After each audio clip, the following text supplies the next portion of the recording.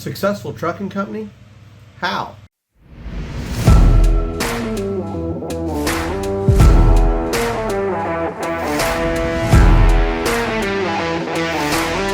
I want to talk to you tonight about a couple of things. I'm not in my usual attire of my green t-shirt.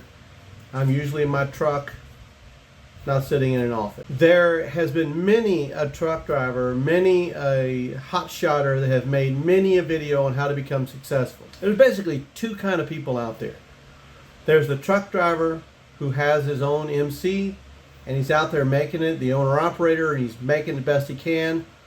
And then there's the person that wants to start a small company and grow it into a larger company. And he's driving the truck for now, but wants to go into something later. And let me say this. If you're not the second guy, you're not going to be the first guy for very long. And I've seen it before in my trucking company. It's not just me in my trucking company. It's grown far larger than just me driving the truck. And I can tell you the saving grace to all of it, what really takes you from the one guy dispatching yourself to having multiple trucks and multiple drivers and multiple trailers and leasing trailers and having lease on owner operators and dispatchers and everything, which is where we are. The way you go from that single driver is you have to develop a mindset, the same type of mindset of any business, and that is, how do I scale it? How do I go from a single truck to multiple trucks? And there's the best way I can tell you to do it is you're going to have some money. Now, most people out there know you're driving a truck, you can make some money. What happens, a lot of the problem that comes in is that the drivers that are out there, so many of them, they just blow their money instead of saving and saving and saving. It's a lot of work. I mean, driving, people think it's easy to drive a truck and pick up a load and drop a load and pick up a load and drop a load. Somebody told me one time, so all you're doing is picking up a load, listening to the radio for a few hours and dropping the load off. Picking another load up, listen to the radio for a few hours and drop it off. How hard could that be? Well, they're not truck drivers, or they would know how hard that is.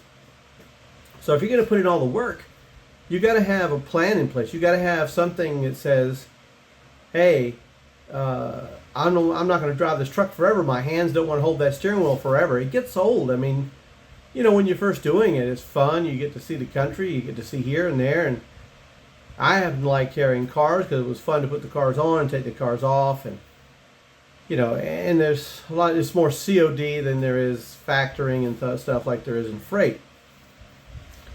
So here's the gist of it. If you want to know the formula that you use to go from driving the truck to owning a bunch of trucks, and again, I alluded to the money part, but you have to understand the business of trucking. The business of trucking is to figure out your cost and minimize them as best possible. There's a lot of areas, right? That the truck cost, the trailer cost, the maintenance cost. And that's when we say maintenance, not just the oil changes, but the tires and brakes and all the other things go all the way down to windshield wipers. You've got to mitigate those costs downrange, and then you have to worry about the stupid factor, right? Like one of our drivers left a clipboard on the trailer and it fell off, hit a lady's car, and increased his insurance on that truck like $300 a month. $300 a month, that's $3,000 every 10 months, or $3,600 every year. So $3,600 a year that increased it. So stupidity can come in there too. And once you figure out how to do it, you need to actually, even though it's just you doing it now, you need to set yourself up a standard operating procedure, an SOP, a way that things are handled, right? And then if you have a good, successful SOP, then that's how you can lather, rinse, repeat.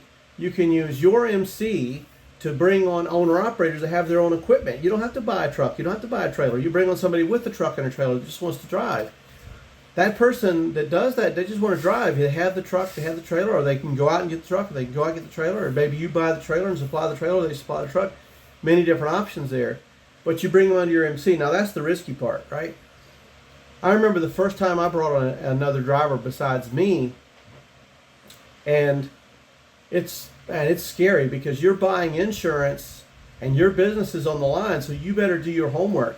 And as far as that goes, the thing I learned is the very first thing you do is, if you get a driver that comes on board, send him to his drug test first. Find out if you even need to mess with this guy. I had a guy come on board like that. I sent him to his drug test, and he tried to fake the drug test. Yeah, he tried to fake the drug test. And, obviously kicked him to the curb because he had something he was trying to cover up. First time you have somebody that does drugs or drinking out there and wrecks your truck, or wrecks their truck on your MC, you're going to be in deep trouble. Trust me, it doesn't work out well for anybody else. Not the rest of your truckers or you or anything or anybody else. Not the people that hurts or anything. So, and then of course, after he passes the drug test, then you want to go out and get in his truck and hook a trailer to him and go out and test him and see how he drives, and if he needs some training, maybe add some training in there or do whatever.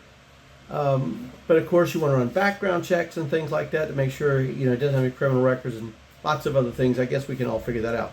One of the things that you want to do is, once you have figured it out yourself and how to do things, develop yourself like a training course. And I would even do a video, which is what we did. We did a video that kind of shows them how to load the cars on the trailer and what we want, and what we expect them, how to latch them down on all four wheels and not just the 2 wheels or 3 wheels or something like that, but all 4 wheels. And we told them where we want the safety devices. Like sometimes we'll put safety chains on depending on what it is. We may hang a chain on it if it's something way to the back of a trailer and it's a heavy thing like a pickup truck. So, once you have that down as part of your standard operational procedure, you've got a video or some sort of manual out there they can refer back to, then you're going to have to set them up. And when I say set them up, you want to make sure they have all their nice, clean decals in their truck. Their truck is nice and clean. You're going to have your rules that you have as far as daily operations, things that you want to do. You want to make sure that they understand that the dispatcher is their lifeline. And the dispatcher's not just giving them loads. The dispatchers will give them an entire run, so they go from 1 to 2 to 3 to 4 to 5. A lot of dispatching companies or services out there, especially when you first start out, they're just sending you for this load, and then you got to go get back with them and go to another load, get back with them and get another load. That takes a lot of time, and time is money in trucking because of the ELD. I mean, you have a 14-hour duty clock you're running on. 11 hours drive time you're running on. So if you pick up a load and drop a load and you waste time trying to get another load, your dispatcher's not putting you together, doesn't have your other load already scheduled out close by, man, that's going to cost you. And here's another thing. Let's get into an exact formula. A lot of people out there think that if they're paid $1 a mile, they're making $1 a mile. Of course, they're not making $1 a mile. And they think, well, then I got to take the fuel out. So you have to figure out your fuel cost. Well, how do you figure out your fuel cost? Well, you take your average miles per gallon, and you can figure that out. A lot of these newer trucks will tell you what the miles per gallon is, and you should manually figure out the miles per gallon because that may or may not be off, by right. And of course, you're never going to get exactly right. So let's say you're getting 10 miles to a gallon, and you're going to run 100 miles. Well, that's, if you get 10 miles for every gallon, 100 miles, that's 10 gallons of fuel you're going to take in 100 miles, right? So if you use those formulas, then you can figure out how much then per gallon, how much you can pay per gallon of diesel and average it out. You'll know how much your cost per mile is. 50 cents a mile, 60 cents a mile. I think most of the time it averages around 50 cents a mile. So if you're averaging 50 cents a mile, but that's not where you got to stop, and that's where most people do stop. They'll look at $1 a mile, I'm paying 50 cents a mile, so I'm making 50 cents a mile. But that's not really true now, is it? I mean, if you've got 3 cars at $1 a mile, that's $3 a mile minus 50 cents, right? Minus 50 cents on one car, all 3 cars. You divide that 50 cents by 3 because you're going to hold 3 cars. So now you divide the 50 cents by 3. So let's just call it 60 cents for easy math. That's only 20 cents a mile per $1 a mile. So that's 80 cents a mile that you'll make. But that's not really right, is it? No. Because now you've got your insurance and truck maintenance in there too. And you got to factor that in there. So if you have your insurance and truck maintenance in there, you have to figure out how much you spend on insurance per month. And then you have to figure out how many loads you might take in a month. And so let's say, and just again, these are all round figures. So let's say, and you're never going to do this, but let's say you're spending $1,000 a month and you're doing 10 loads a month. That means each load, $100 of each load would have to go towards insurance. And obviously that would be stupid if you only took 10 loads, a month, right? So if you did $1,000 a month and you did 100 loads in a month, well, that's $10 a load. And now if your load is 3 cars, then you say $10 divided by 3 cars in a load of cars, and you can do the math on that, and then you can do the per mile per car. So that's how you can break that down and figure out how much per mile that your insurance costs you. Again, it takes a little bit of time to figure that out because you need to think about your averages. And if you get on the load board, I mean, you can do this even when you first start out, right? You can do something which I used to do. You can go on the load boards and do these fantasy runs, which you go on there and you make out like you're actually going to drive a truck, and you look at the price per miles, and you're putting together 3 vehicles, where they're coming from, where they're going to, and you figure out yourself a run for like a week, and you kind of go. And I mean, this sounds like it's tedious, and it really is tedious, but it's going to give you an idea how much money you can really make, and let you know, do I have enough money to start this? Because so many people start these businesses and they don't have enough money to start it, and that's really what kills them down the range. So the formula for figuring this out is know your fuel mileage on average. If you know your fuel mileage, know what the fuel costs on average where you're going to go, and then know about how many miles you're going to run, right? So if you know that you're going to run 10,000 miles a month, which is 120,000 miles a year, which is doable, but if you're going to run 10,000 miles in that month, and you know your per mile on fuel is 50 cents a mile, that's 10,000 times 50 cents a mile. Yeah, that's a lot of money, right? So if you're running 50 cents a mile, and then you can take your insurance and you say, okay, well, my insurance is costing me $2,000 a month for insurance, and I'm running 10,000 miles a month, and you do the math on that, that'll tell you how much per mile that you need for your insurance. And let's just call it like 15 cents a mile for insurance, or 20 cents a mile for insurance. So now you know your dead cost is about 70 cents a mile, and then you take that and divide it by 3, even at 90 cents a mile, that's about 30 cents a mile. So now, if you want to get down and dirty with it, and you say, okay, well, each car is paying me $1 a mile, that's $3 a mile, and I'm going to take the per mile out of each one, the 90 cents per mile out of each one, I make 10 cents a mile, right? No, you only take the 90 cents out of all 3 cars.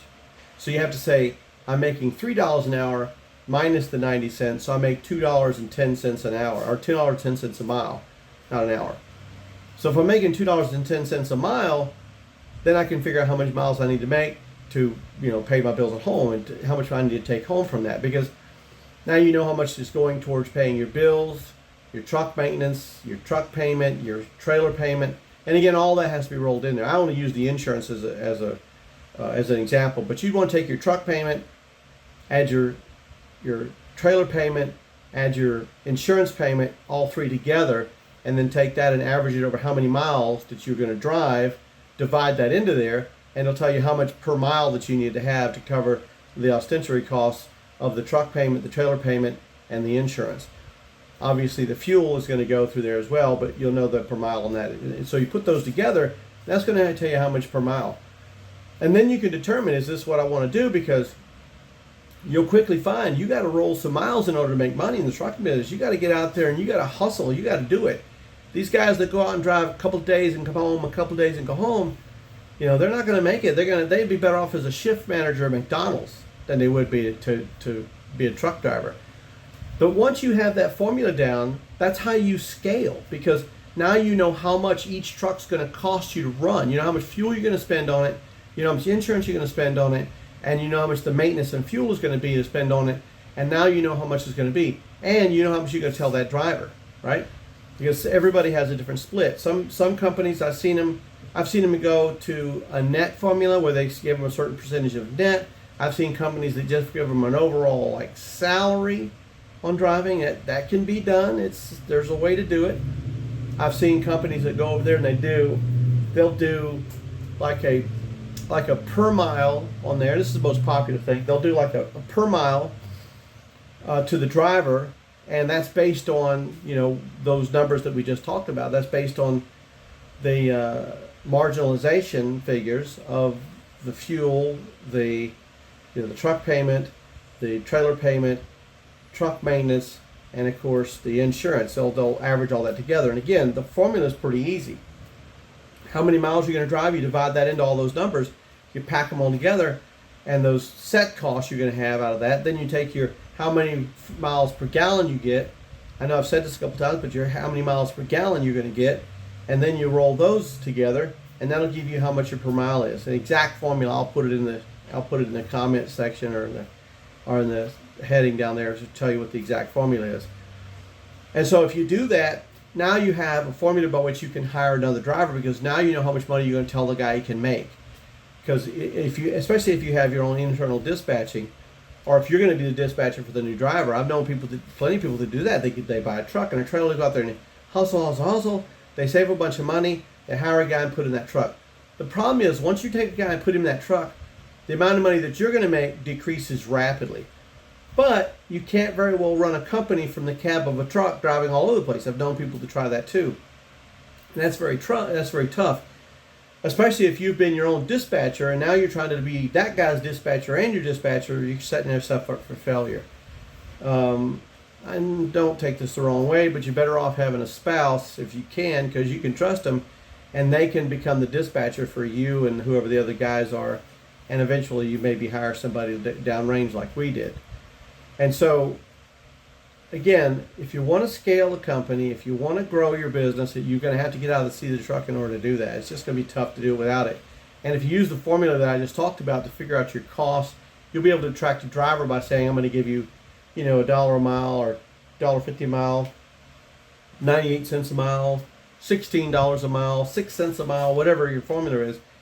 The ones that do the salary drivers, I've heard that works. I've done some math work on that. I can see how it could work to salary a driver, give him straight up $900 a week or something. The problem when you do that is that the driver's incentives are lower. Incentives are not there as much as they would be. And I'm not saying drivers aren't self-incentivized. A lot of them are. A lot of them just want to go do a good job. But you need some motivation there, like if they hustle, then they make more money. If they don't hustle, they don't make so much money. I've had drivers on both ends. I've had drivers that were really great drivers, but they liked home time so much that they didn't want to get out there and aggressively drive. And those people, when you get into that, by the way, if you have drivers that always want to go home, getting them back home can be tough. I mean, sometimes there's places that in cities where it's easy to take loads away from, but getting loads back to can be tough. Some cities are both ways. They're great both ways. Some cities are terrible both ways. And so you got all those to contend with. But again, I'll put the formula in there that I come up with in order to figure out your per mile. And that works whether you're a single guy or you have multiple people.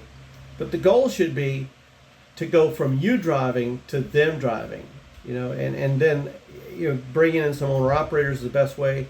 Now with us, what we ended up doing was we did end up buying some trucks and some trailers and things like that and getting them going, but we didn't have to do that. With the owner operators came on first, and then we went into that because we saved some money. But if you're driving a truck right now and you hire a guy to drive a truck and you want to come off the road, the average formula is you probably got to hire 3 to 4 people. You pretty much got to hire 3 to 4 people in order to make it work out where you can stop driving. I know that sounds like a factor that's really odd, but that's about what you got to do. 3 to 4 people. If you want to continue with the money that you're making right now, you're going to need 3 or 4 people in order to get that same type of income coming in the door. And don't rob revenue. Make sure you're paying yourself out of earnings. If you're robbing revenue, that's a disaster thing too. Anyway, I just thought I would talk about that for a few minutes and throw it out there. If you have any questions about that, how to start a business, trucking business or any business, but primarily trucking business, you can put it in the comments. I'll be more than happy to help you where you need to go. I mean, it's like the 300 bowler syndrome. If you go to a bowling alley and you're bowling and the best you're doing is 120 or 160 or whatever you might be, and the guy next to you is bowling at 300, that's the guy that you want to ask how to do that. And so we've been able to pretty much put together 300 scores in trucking. We know a lot about it, so I'd be more than happy to pass that along. And I actually got into the business because I was watching some of Toe Piglet. A lot of people know him, his channel, and it interested me how that worked and stuff. And we scaled pretty rapidly. We had some income behind us, so we were okay. We were able to scale into it pretty quickly. So there's a lot of YouTubers out there that have channels, and all of them are good. All of them have different ideas. We may have different ideas than he did. I saw some things that he did that I wouldn't have done, but I followed my own path from other businesses and put them into the trucking business. Again, questions, just put them down there. I'll get you an answer back.